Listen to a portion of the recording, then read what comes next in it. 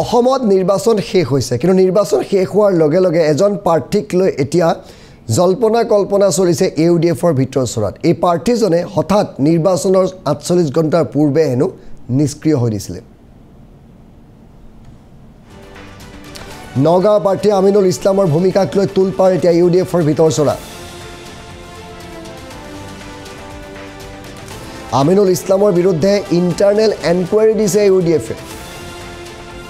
আভ্যন্তৰীণ তদন্ত নিৰ্বাচনৰ ৪৮ ঘণ্টা পূৰ্বে হঠাৎ নিষ্ক্ৰিয় হৈ দিয়াৰ অভিযোগ আমিনুল ইছলামৰ বিৰুদ্ধে আজমলে আৰ্থিক সাহায্য দিয়াৰ পাছতো মনে মনে বহি থকাৰ অভিযোগ আমিনুল ইছলামৰ বিৰুদ্ধে নগাঁও প্ৰাৰ্থী আমিনুল ইছলামৰ ভূমিকাক লৈ তুলপাৰ হৈছে ইউডিএফৰ ভিতৰ চৰা আমিনুল ইছলামে কাৰোবাক সহায় কৰিবলৈ হঠাৎ নিষ্ক্ৰিয় হৈ দিছিল নেকি নিৰ্বাচনৰ পূৰ্বে আমিনুল ইছলামৰ বিৰুদ্ধে এতিয়া এনকুৱাৰী দিছে ইউডিএফে ইণ্টাৰনেল এনকুৱাৰী দিছে হঠাৎ নিৰ্বাচনলৈ দুদিন থকাৰ সময়ত আমিনুল ইছলাম নিষ্ক্ৰিয় হৈ দিছিল আৰু সেই দিন ধৰি আমিনুল ইছলামৰ কোনো সন্ধান পোৱা নাই ভালদৰে আজমলৰ পৰা তেওঁ আৰ্থিক সাহায্য লৈছিল তৎসত্ত্বেও কাৰোবাক সহায় কৰিবলৈ আমিনুল ইছলামে মনে মনে বহি দিলে নেকি আৰু এই নিউজটো আমি NB নিউজে ব্ৰেক কৰিছোঁ অধিক জানিবলৈ আমি সংযোগ স্থাপন কৰিছোঁ জ্যেষ্ঠ সাংবাদিক হিমাংশু চহৰীয়াৰ সৈতে হিমাংশু চহৰীয়া আপোনাৰ কাষলৈ আহিছোঁ এটা ডাঙৰ ৰাজনৈতিক খবৰ বিশেষকৈ ইউডিএফৰ তুলপাৰ লাগিছে এতিয়া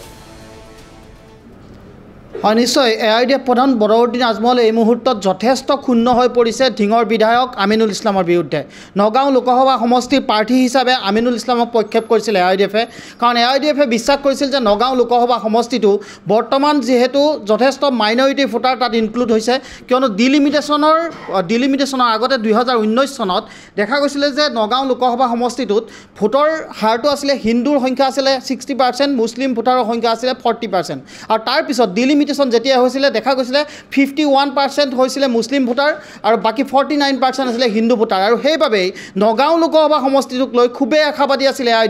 এআইডিএফে নিৰ্বাচনৰ পূৰ্বে বাৰে বাৰে ঘোষণা কৰিছিল বদৰুদ্দিন আজমলে বাৰে বাৰে ঘোষণা কৰিছিল যে নগাঁও লোকসভা সমষ্টিটো এবাৰ কনফাৰ্ম হৈ গৈছে নগাঁও লোকসভা সমষ্টি এবাৰ কোনো পধ্যে কংগ্ৰেছে জিকিব নোৱাৰে আৰু সেইবাবেই নগাঁও লোকসভা সমষ্টিটোত সৰ্বশক্তি প্ৰয়োগ কৰিছিল এআইডিএফে আৰু এআইডিএফৰ বহুকেইজন বিধায়কে নগাঁও লোকসভা সমষ্টিটোৰ বাবে প্ৰাৰ্থী হিচাপে প্ৰধান দাবিদাৰ হিচাপে ঘোষণা কৰিছিলে ঢিঙৰ বিধায়ক আমিনুল ইছলামৰ নাম কিয়নো সমষ্টি পুনৰ নিৰ্ধাৰণৰ পিছতেই ঢিং বিধানসভা সমষ্টিটো অন্তৰ্ভুক্ত হৈছিলে নগাঁও লোকসভা সমষ্টিৰ আৰু নগাঁও লোকসভা সমষ্টিটো যেতিয়াই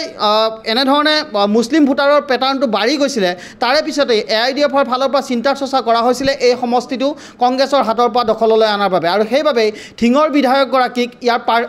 এই দায়িত্ব দিয়া হৈছিলে আৰু আমিনুল ইছলামক প্ৰাৰ্থিত্ব প্ৰদান কৰা হৈছিলে কিন্তু দেখা গৈছিলে লোকসভা নিৰ্বাচনৰ প্ৰাক মুহূৰ্তত যথেষ্ট তৎপৰ হৈছিলে এআইডিএফৰ সকলো নেতা কৰ্মী দলীয় নেতা প্ৰধানকৈ এআইডিএফ প্ৰধান বদৰুদ্দিন আজমলেও তালৈকে হেলিকপ্টাৰ লৈ গৈছিলে প্ৰচাৰৰ বাবে আনকি কৰিমগঞ্জত মিটিঙত ব্যস্ত থকাৰ পিছত আজমলে কৰিমগঞ্জত সভাত ব্যস্ত আছিলে সেই সময়ত সেই সভাত ব্যস্ত আছিলে বিধায়ক কৰিমউদ্দিন বৰভূঞাও আছিলে আশ্ৰাফুল হুছেইন আছিলে আমিনুল ইছলাম মানকাছাৰৰ বিধায়ক তেওঁ আছিলে সভাত আৰু তাৰে পিছত আলোচনা হৈছিলে কৰিমগঞ্জত আলোচনা হৈছিলে যে নগাঁও লোকসভা সিটটো কোনো পধ্যেই কংগ্ৰেছক দিয়া নহ'ব গতিকে নগাঁও লোকসভা সিটটো সৰ্বশক্তি প্ৰয়োগ কৰা হ'ব লাগিলে আৰ্থিক সাহায্য দিয়া হ'ব আৰু সেইবাবে নগাঁও লোকসভা সিটটোত নিৰ্বাচনৰ পূৰ্বে দুদিন পূৰ্বে নগাঁও লোকসভাত যাতে আৰ্থিকভাৱে আমিনুল ইছলামৰ কোনো ধৰণৰ অসুবিধা নহয় বা দলীয় কৰ্মীসকলক যিসকল দলীয় কৰ্মীয়ে নিৰ্বাচনৰ সময়ত এআইডিএফৰ বাবে লাগি আছে তেওঁলোকক যাতে আৰ্থিকভাৱে কোনো ধৰণৰ তেওঁলোকৰ অসুবিধা নহয় দলীয় কাম কাজ চলাই নিবলৈ তাৰ বাবে এটা আৰ্থিক সাহায্য দিয়া হৈছিলে আৰু আমি যিমান দূৰ খবৰ পাইছোঁ যিমান দূৰ আমি ভিতৰুৱা খবৰ লাভ কৰিছোঁ 1 কোটি টকা দিয়া হৈছিলে আমিনুল ইছলামক 1 কোটি টকা দিয়া হৈছিলে মই পুনৰবাৰ কৈছোঁ 1 কোটি টকা দিয়া হৈছিলে আমিনুল ইছলামক নিৰ্বাচনৰ দুদিন পূৰ্বে 1 কোটি টকা দিয়া হৈছিল বুলি আমি খবৰ লাভ কৰিছোঁ আৰু সেই 1 কোটি টকা লোৱাৰ পিছত আমিনুল ইছলামক কোৱা হৈছিলে যে নগাঁও লোকসভা সমষ্টিটো জিকিব লাগিব গতিকে এই টকা তাৰ বাবে ব্যৱহাৰ কৰা হওক কিন্তু তাৎপৰ্যপূৰ্ণভাৱে দেখা গ'ল নিৰ্বাচনৰ প্ৰচাৰত ব্যস্ত থকা আমিনুল ইছলামে লাহে লাহে স্থিমিত হৈ গ'ল আৰু প্ৰচাৰৰ পৰা ক্ৰমান্বয়ে তেওঁ আঁতৰি থাকিবলৈ ধৰিলে আৰু এই বিষয়টো কিন্তু দৃষ্টিগোচৰ হোৱা নাছিল সেই সময়ত কিয়নো ধুবুৰী লোকসভা সমষ্টিৰ বাবে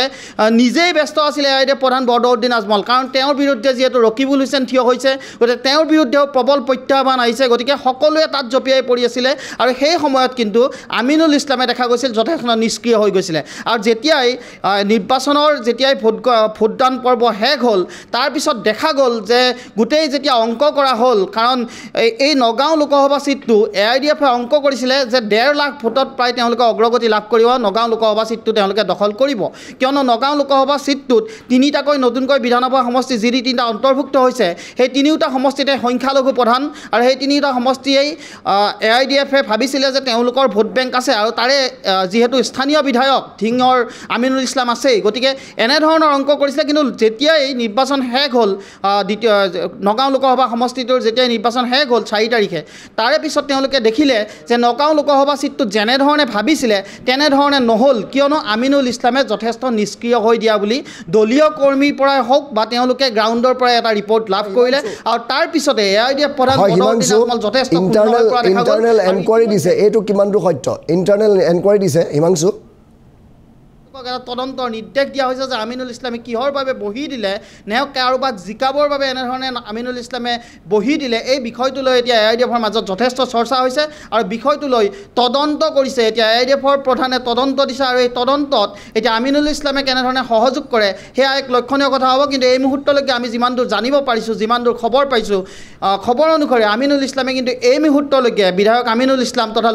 নগাঁও লোকসভা সমষ্টিৰ প্ৰাৰ্থী আমিনুল ইছলামে এই মুহূৰ্তলৈকে কিন্তু এআইডিএফ প্ৰধান বদৰুদ্দিন আজমলৰ লগত বিষয়টো লৈ কোনো কথা বতৰা হোৱা নাই বৰঞ্চ তেওঁ বিষয়টোৰ পৰা দূৰত থাকিবলৈ বিচাৰিছে আৰু আমি যিমান দূৰ খবৰ পাইছোঁ হয়তো এআইডিএফত শেষবাৰৰ বাবে বিধায়ক হৈ থাকিবও পাৰে আমিনুল ইছলাম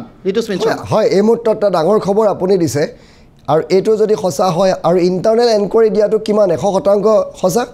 হয় 100% নিশ্চিত এয়া আমি যি খবৰ লাভ কৰিছোঁ এই খবৰ অনুসৰি কাৰণ দলীয়ভাৱে তেওঁলোকে এই কথা স্পষ্ট কৰা নাই তেওঁলোকে দলীয়ভাৱে কাৰণ ইলেকশ্যন চলি আছিলে আৰু ইলেকশ্যন যিহেতু এতিয়া শেষ হৈছে কিন্তু হয় হিমাংশু তেতিয়াহ'লে নগাঁও চিট ইউডিএফে হেৰুৱাইছে কাৰ লাভ হ'ব নিশ্চয় নগাঁও লোকসভা সমষ্টিটো ইতিমধ্যে এআইডিএফে ধৰি লৈছে যে তেওঁলোকৰ হাতৰ পৰা গ'ল আৰু এই লোকসভাৰ চিটটো নগাঁও লোকসভা চিটটো এক প্ৰকাৰ কিন্তু আওপকীয়াকৈ তেওঁলোকে মানি লৈছে যে কংগ্ৰেছৰ হাতলৈ গ'ল আৰু নগাঁও লোকসভা সমষ্টিটো কংগ্ৰেছেই জিকিব বুলি ইতিমধ্যে এআইডিএফৰ ফালৰ পৰা কিন্তু তেওঁলোকে পোনপটীয়াকৈ নক'লেও কিন্তু আওপকীয়াকৈ এই কথা তেওঁলোকে নিজেই স্পষ্ট কৰিছে হয় এই ধৰণৰ কাম যেতিয়া হয় কোনোবা পাৰ্টি যদি হঠাৎ বহি দিয়ে হঠাৎ নিষ্ক্ৰিয় হৈ দিছে হঠাৎ প্ৰচাৰ অভিযান যেনেকৈ চলাব লাগিছিল তেনেকৈ চলাব নালাগে তেন্তে দুই পক্ষৰ পৰা এটা সহায় লাভ কৰে কিন্তু হয় নিশ্চয় সেই সন্দেহটোৱে হয়তো হৈছে কিয়নো এআইডিএফ প্ৰধান বদৰুদ্দিন আজমলে মই পূৰ্বতে উল্লেখ কৰিছোঁ নিৰ্বাচনৰ 2 দিন পূৰ্বে 1 কোটি টকা দিয়া বুলি যিহেতু আমি খবৰ পাইছোঁ আৰু ইতিমধ্যে তেওঁলোকে হয়তো এআইডিএফৰ ফালৰ পৰা সন্দেহ প্ৰকাশ কৰিব পাৰে যে আমিনুল ইছলাম যিগৰাকী প্ৰাৰ্থী ধিঙৰ বিধায়ক তেওঁ অন্য কাৰোবাৰ পৰাও ধন পাইছিলে নেকি যাৰ বাবে তেওঁ নিষ্ক্ৰিয় হৈ দিলে বা আমি যিমান দূৰ খবৰ পাইছোঁ যিমান দূৰ ভিতৰুৱা খবৰ পাইছোঁ নগাঁও লোকসভা সমষ্টিটোত যিদিনা ভোটগ্ৰহণ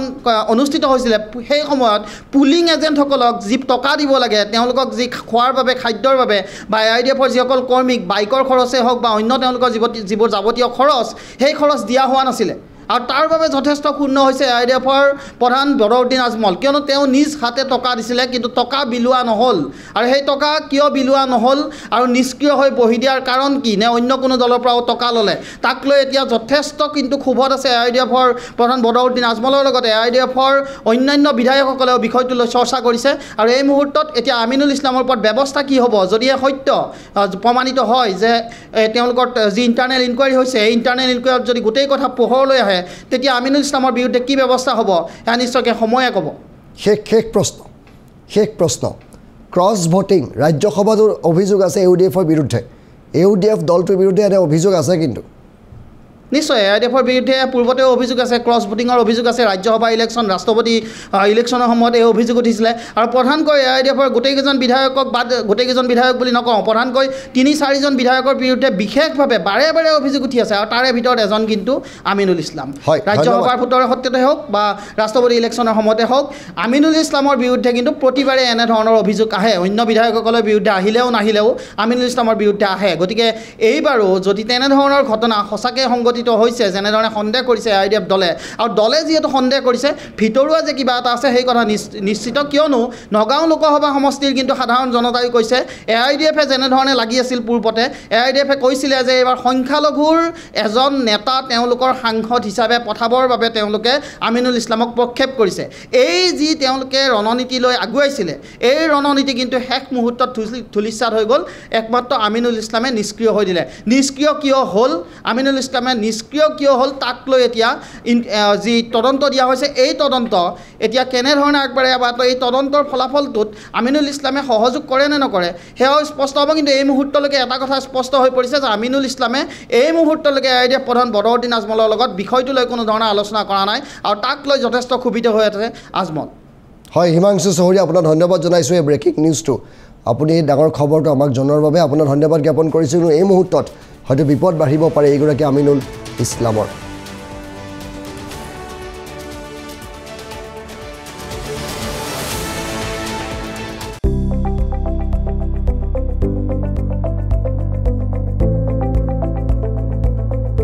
NB নিউজ, সহজ সৰল ভাষাত নৱভাৰতৰ কথা।